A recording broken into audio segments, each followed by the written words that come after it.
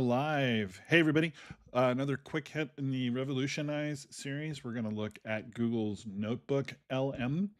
So my first video in this series was talking about ChatGPT, which is a language model that you can ask questions. It sort of has generalized knowledge from pop culture and internet scrapes and wherever else, right? Today, we're going to talk more about a specific knowledge base that's built out of your own RPG books. So if you open up your browser, and right now it's free, I don't know if it will remain free in the future. I kind of doubt it will, but use it while you can. If you open up your browser and go, just type in Notebook LM, Larry, Michael, and search for that, you'll find Google's Notebook LM project, and it's going to look a lot like this. This gives you the ability to look at their sample notebooks or create new ones and then start uploading your documents. And so we're going to do that live right now. Going to create a new notebook. This one we're going to use from my RPG library, the One Ring core rules, because I have not yet had the opportunity to read these. So we're going to drag and drop that in here. We're going to title this notebook The One Ring. Oops. Now you saw that I had more than just this one book in that folder. And, you know, some of these are character sheets and things that maybe you don't care. You know, you're not going to ask your logic or your language model questions about the character sheets, probably. But you see, it's already analyzed this book. It's got a summary here. And this is sort of what turned me onto this as a project idea at all. This is a podcast, which I don't have set up to pipe you the audio, but it's very strange. Two computerized people talking about the One Ring, you know, book, as they would do in this specific case. But you can see we've got some suggested questions. What are the core rules of the One Ring role-playing game, and how are they designed to evoke the atmosphere of Tolkien's works? Again, this is from the True Assumption. This is a book that I've not really read. I've thumbed through the physical copy, right? So we click it just because it's a suggested question, and here we're getting an answer out of the LM. And that may take a minute because we just spun that up. Meanwhile, over here, I've loaded the entire Humble Bundle Mutant Chronicles 3rd edition that I was able to get. You see we've got a bunch of sources in here, and now I'm able to ask questions about all this, and we can do the same thing. What are the key attributes and skills that define characters in the system? How do they interact with each other? So we'll let that cook. All right, now this is the interesting part about Google's approach to Notebook LM and the results. Obviously, it's answering my question, but we've got sources here. If I highlight over this, this shows me the part of the book that it actually pulled this material from. Gives me the ability to get extreme context as to what on earth it's talking about. And you see it's got 55 sources for the question that it answered.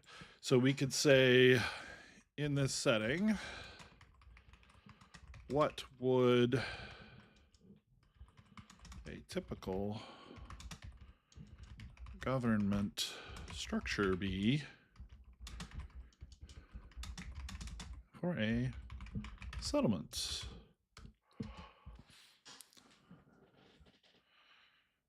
All right, and it's kind of chewing on that one. I'm going to copy paste this. I'm going to ask the same question over here. You see we've got like 22 sources for the answer on this question. And it knows what the different attributes are and so forth. So putting that content in. Government in Eriador.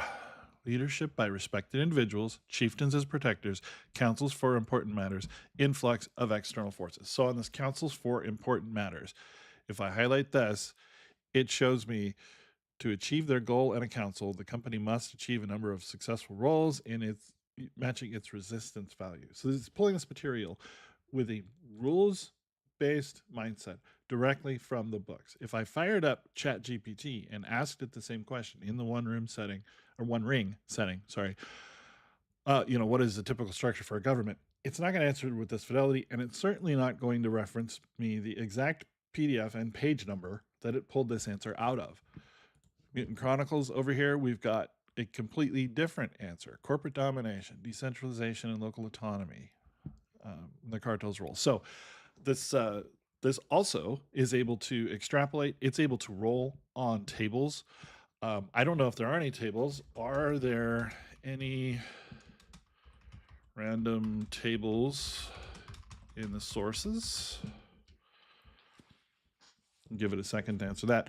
You can request it to make die rolls against these tables. You can request it to recursively look at other tables and make those die rolls as well. I had a single player 5 parsecs from home tabletop war game, and it's mostly table driven, right? It's kind of got that old school sort of thing that allows you to play it solo. And I was able to get it to recursively throw different things. Okay, adventure threads is a table. So please roll and generate a results from the adventure threads table. So yeah, this is a language model that is reading your books for you. If you're like me, you have a lot of books and maybe not enough time to read them all. I'm also a little bit dyslexic, so reading for me is kind of painful. I do enjoy it, but like it's like exercise, right? It feels good afterwards, kind of a thing, maybe not during. All right, so rolling on the adventure threads table, the result is 3. Unfortunately, the sources do not provide adventure threads table to consult the result. Interesting. Where's it? So it doesn't know where it's located. Interesting. So it didn't find it. Random thread below. Well, there you go. That's why we do that live. Anyway, this is what's possible with Google LM, and you can, it will extrapolate information as well. I was going to demonstrate that. Generate for me a human NPC that serves as a town guard. I think I misspelled guard.